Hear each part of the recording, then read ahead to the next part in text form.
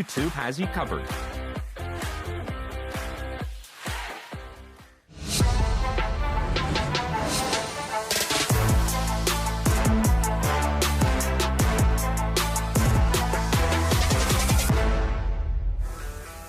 Happy Saturday morning, everybody. Thank you for joining us here on FanDuel TV. And a special thanks to all of you joining us through our social media platforms, including the FanDuel TV YouTube channel. Well, we've got a great Saturday lined up for you.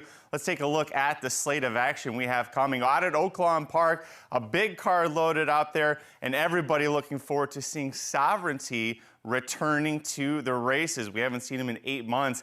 He's in the Oaklawn Handicap. It's a quality over quantity race, but you've got Journalism making his 4-year-old debut. And how about White Abarrio, the 7-year-old former Breeders' Cup Classic champion, comes in off of a game second in the Pegasus World Cup. Out at Laurel Park, a berth to the Preakness Stakes and the Black-Eyed Susan on the line for 3-year-olds in those races. It's a win today, see you in May kind of a day at Laurel Park. Will Flavien Prat be smelling roses in the Kentucky Derby? Possibly. We'll talk about his chances with Emerging Market. The Chad Brown trainee comes in off of winning the Louisiana Derby. And Keeneland, Maria Montgomery is reporting from the PDJF telethon. We'll be having that all day long here on FanDuel TV, and looking forward to interacting with all of you through social media. But again, thank you for joining us on what's sure to be an epic Saturday. And talking about Sovereignty returning as a 4-year-old, let's take a look at his journey to get here. For 8 months, the best horse in America didn't race. Didn't need to, some said. Others wondered. He's definitely out of the Breeders' Cup. He'll be scratched. After a fever cost him his date at the Breeders' Cup, the months ticked by and the question remained, would we ever see Sovereignty on the track again? The temptation to cash in was real. He'd already done enough. Kentucky Derby, Belmont Stakes, Travers, the first horse since Thunder Gulch to win all 3. His career earnings amassed more than $5.5 million, and he capped it all off with an Eclipse Award as Horse of the Year, a unanimous decision, every single vote. Then, late in December, the answer came. Sovereignty would stay in training. He'd be back. It was a welcome decision in a sport where a champion's chance to bask in the sunlight is always shorter than what you want it to be. The comeback has been a quiet one.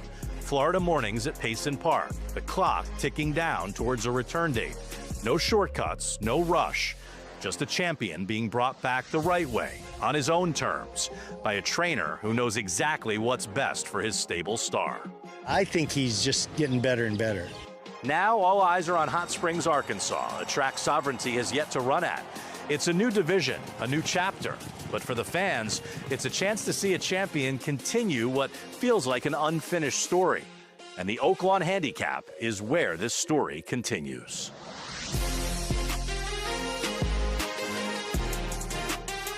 It's going to be an electric feeling in the air at Oaklawn Park, and we'll check in with Andy Biancone later on in the show to see how the vibe is feeling on the track. Well, here are some horses who won the Kentucky Derby and later became graded or group stakes winners in their career. Sovereignty is trying to do that. Mystic Dan, yeah, he had 2 graded stakes wins after winning the Kentucky Derby, but the most notable one, California Chrome, those 5 graded stakes wins, Animal Kingdom winning the Dubai World Cup for Graham Motion. It's not a big list. A lot of horses retire after they win the Kentucky Derby. We don't see them race very often at age 4, so we're very lucky. And not only that, Sovereignty, the Kentucky Derby winner. We're going to have Journalism, the Preakness Stakes winner. And as I mentioned, White Abarrio, a multiple Grade 1 winner as well. They're all showing up in the Grade 2 Oaklawn Handicap, over $1 million. Let's take a look at the field signed up for this year's edition. Again, quality over quantity. This may not be the best betting race you'll ever see unless you have a very strong opinion on a longer shot. But Liberal Arts coming in for former jockey turned trainer Heather Arion. You've got Duke of Duval and Publisher for Team Asmussen with Keith James riding Duke of Duval. Eric aboard Publisher, who was in last year's Kentucky Derby as a maiden, has been on a hot streak recently at Oaklawn Park. But for the 3 heavy hitters, let's follow along to their journey to this point.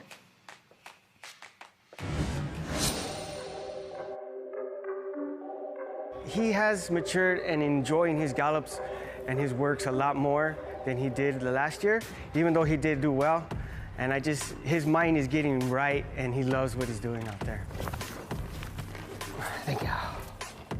This is second day and His energy's feeling good right now. You are a happy boy today. No, no, no, no, no, no. Yeah. Down, down, down, down. Come on. Sometimes, you know, he's a stud. He's a colt, and he got a little bit behind the other guy. So he's like, I want to fight, or so, you know, just talked him off of it, and he was fine. He put his feet back down and headed out there like a professional. I'll be pulling up past the wire. It gives him about 1/8 of a mile to get down to a jog. Today we had a clear track when we would set off, so it was good and nice and comfortable.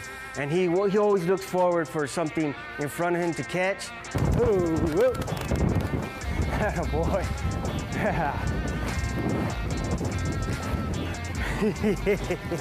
Oh man. No, see? Yeah, he's still in that competitive mode.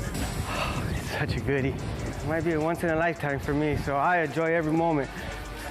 Man, it's like butterflies in my stomach, you know. It's gonna be exciting to watch. It's once in a lifetime deal, so I'm looking forward to it. Well, like I said, he's enjoying it. I think like the weather here is not as hot, so he kind of enjoys that also. You get a nice breeze, and it's quiet here. It's peaceful, almost like a farm kind of vibe. It's nice. He said, I'm here for business. He knows what's going on. You know, he's done it a lot, and he came, ears pricked, and he's like, let's do it. Now we get to see where we're really at, you know. Last race, Savvy said he wasn't as prepared, and he knows what he's doing, so. All right, Louis, get a couple rounds in the barn, all right? I think he knows he's a rock star. I definitely think he knows. But he doesn't let it get to him, you know. He just keeps classy, and he does what he needs to do. It's exciting. You know, we were very good last year. We beat almost everybody that we ran him with. He hasn't run since August, so it's going to be a big challenge. He looks like he's feeling pretty good and ready to do something. He's grown, he's worked well. You know, he was on his toes when he walked on the track, looking at a new place. He's never been to Oaklawn before, but when we turned him and had him gallop, he moved very well over the racetrack. If we get so lucky to have him running as well as he did last year, we'd like to run in the Breeders' Cup at Keeneland this fall. But, you know, we've got to get started somewhere, and it looks like this is it. And there's a look at the 3 heavy hitters in this year's edition of the Grade 2 Oaklawn Handicap. Race 11 with a post time of 7:20 p.m. Eastern, 4:20 p.m. Pacific. Watch and wager with us here on FanDuel Racing. Well, I mentioned before, Sovereignty has beaten Journalism twice on the square. First in the Kentucky Derby, then in the Belmont Stakes. It is worth noting, Sovereignty skipped the Preakness Stakes in the middle there, had 5 weeks off between the Derby and the Belmont. Journalism danced every dance, won the Preakness Stakes, still was able to finish second in the Belmont Stakes. Now, with all of that in mind, which horse developed more comes in better as a 4-year-old? How about the fact Journalism's going to have a 4-pound weight break because it is a true handicap, fewer layoff days, fewer pounds. Maybe round 3, fight, will go to Journalism. Or maybe it goes to White Abarrio. Let's not forget about this horse, and this seems to happen quite a bit. A game second last time out in the Grade 1 Pegasus World Cup. His last win was the 2025 Ghost Zapper Grade 3, but he has 6 career graded stakes wins, multiple Grade 1 wins, the Pegasus, the Florida Derby, the Breeders' Cup Classic, the Whitney. $7.7 million in career earnings for this son of race day, still going strong at age 7. And White Abarrio doing a fantastic job of being ready for everything. Well, as we take a look at the Oaklawn Handicap field once more, again, a field of 6, Sovereignty likely to be the heavy favorite. If you like Sovereignty from a wagering perspective here, don't bet him. He's probably not going to be any value odds-wise. But if you like anyone else, this could be your chance to actually get Journalism at 5-2, White Abarrio at 7-2. And that's not the only stakes race at Oaklawn Park today. No, because they also have their own Preakness berth. That is the Bathhouse Row Stakes Race 6. Right smack dab in the middle of the Saturday card. Let's take a look at the field of runners lining up. And again, win this race, you have an automatic berth into the Preakness Stakes, the second jewel of the Triple Crown.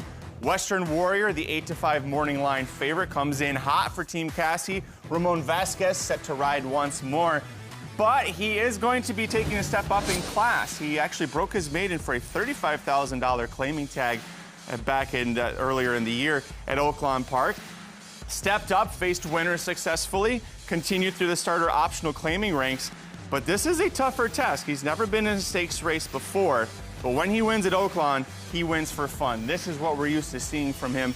7 lengths, the best. Tracy Farmer, homebred, a son of essential quality. Tracy Farmer and Mark Cassie teamed up to win the Belmont Stakes with Sir Winston back in 2019. Just to his outside, Chad Allen, the 3-horse, is 7-2 for trainer Bob Young. Gentry Farms, homebred son of Union Rags, out of a Candy Ride mare. Distance will certainly be this horse's friend. He's only ever run at a mile. He broke his maiden going 5.5 furlongs around 10. I should say the longest he's ever run was at a mile. And here we see him with Ronnie Huckabee in the saddle. Non-winners to Lifetime Allowance Company. Gets a career best 81 buyer. And again, further should be better for the son of Union Rags here. He was just a neck behind Barb in that event as a big price. Listen, I'm a big fan of Royal American on the outside. Oklahoma breeding program for C.R. Trout, David Cabrera, the pride of Will Rogers Downs. You might be sitting on an upset there in the Bathhouse Row Stakes. That's one Preakness prep. The Federico Tesio out at Laurel Park, race 11 on their program. That's the other one. This one's going to kick off the late daily double in Maryland. And the 3-1 morning line favorite is the 2-horse Volendam, off of one career start, going 6 furlongs at Turfway Park on March 21st. But the word was out on this son of Vacoma. He was the 2-1 favorite in a field of 11. I Ride Ortiz Jr. aboard for the Mike Maker barn, a $600,000 Keeneland September yearling purchase.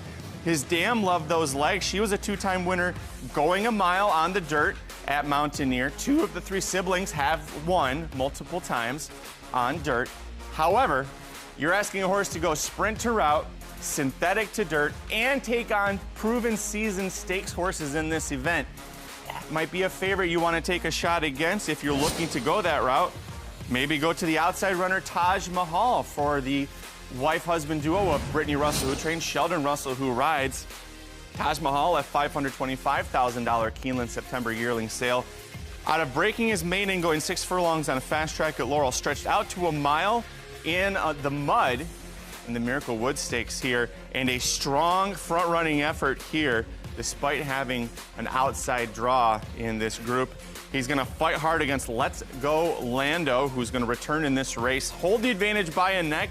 The horse you see in third there, Close the Gate, also returning amongst the field of 10 signed on for this year's edition of the Federico Tesio Stakes. Again, reminder, the winner of this race, an automatic berth to the Preakness Stakes, which this year will be held here at Laurel Park, going a mile and 3/16.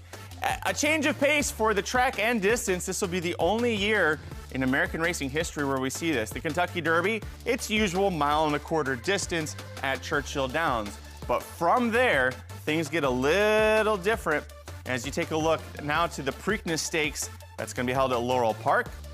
1 mile and 3/16 the distance there, and because of Laurel Park's setup, very limited seating, very limited ticket options there. The Belmont Stakes will be held at Saratoga for the final time as well, 1.25 mile event. It was held there last year as well. Well, it's going to be a little bit of a change of pace for the Kentucky Derby, Preakness Stakes, and Belmont Stakes. As far as the leaderboard goes, it's been a change of things as well. It used to be 50 points was enough to guarantee your spot in the Kentucky Derby. This year, a couple horses on the outside looking in with 50. Let's learn more about emerging market we talked about earlier. Will Flavian Pratt be smelling roses for the second time in his career?